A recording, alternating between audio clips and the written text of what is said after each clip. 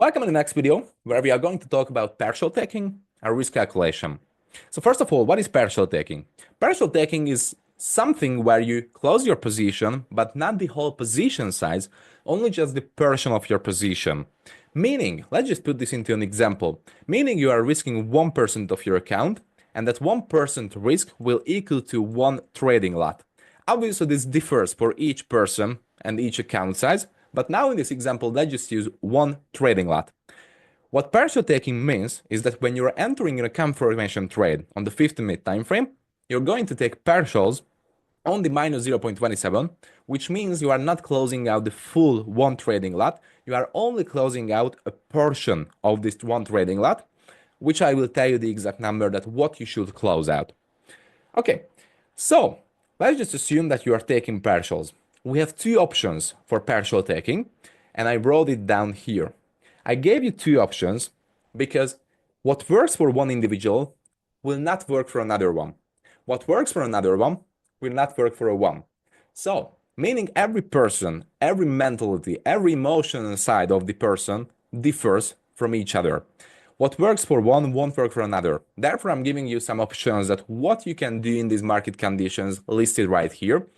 And obviously, how you can take the most out of these options is by backtesting, is by practicing, is by seeing some examples for yourself that which one works the best, which one has the most amount of return, which one puts more money on the table. So obviously, you have to put in the work.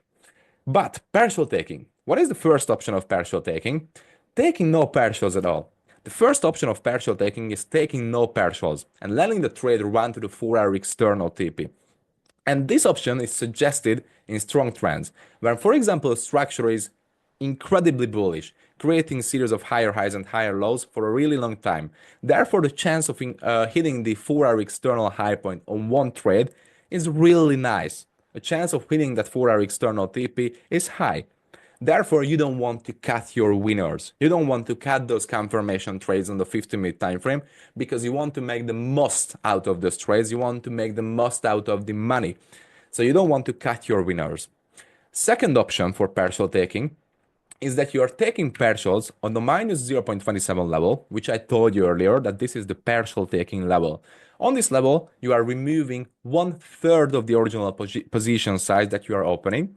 Meaning, if you are opening a trade with one trading lot, which equals to 1% of your capital, you are removing 1/3 of this overall position, which in this case will be equal to 0.3333333. Obviously, it's infinity, but let's just cap it at 0.33.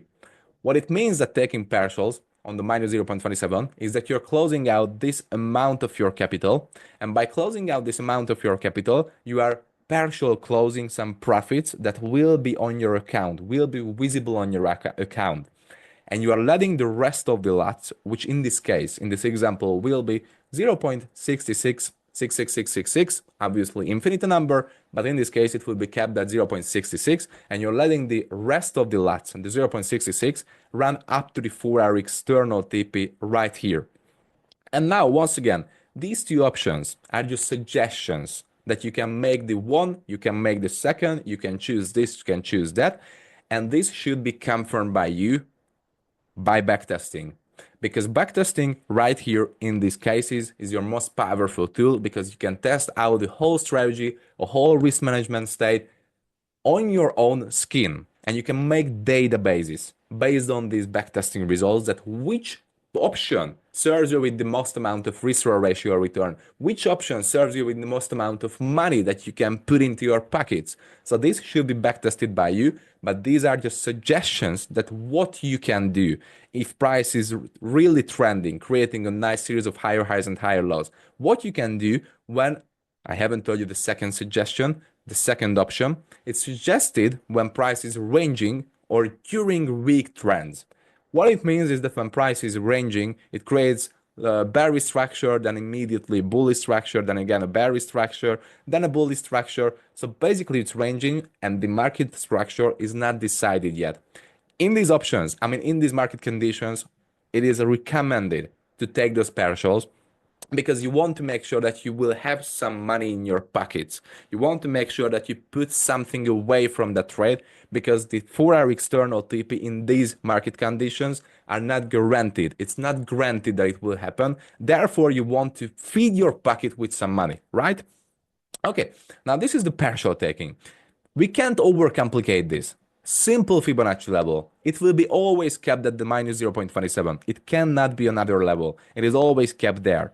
And I suggest you to take these options into consideration and to backtest these options and to feel it on your own skin that which one works better for you, which one is the best in case of your own example, own live example. Because once again, every person differs from another, and what works for one won't work for another. And this is really, really true in Forex trading. Trust me on this. And now, the final part of the video, let's just talk about position size calculating. Because I told you that you have to calculate a lot for yourself. Obviously, most of you guys know how to calculate the risk that you are going to use on your account, but I'm just going to show you so we can have a... All right, so you come to myfxboot.com and then you click on the home, come down to the Forex calculators and click on the position size calculator. This will shoot you right up here to this page, position calculator, right? So I'm just going to show you this in a few seconds because this is what I'm using daily to calculate what lot should I be using for a trade. Simply just choose the currency pair. For example, you're trading Euro US dollar. Then you choose the account currency, that what is the base currency of the trading account you have. I will choose US dollar because that is my base currency. Then you choose the account size, whatever account size you have. Let's just put $1,000 for a base. This is the overall capital of the account that you are using. Then you choose that what risk you should be using for a trade, or what risk you are using for a trade. Let's just say that you are using 1% risk of your capital per trade, meaning you put a 1 into this risk reward ratio.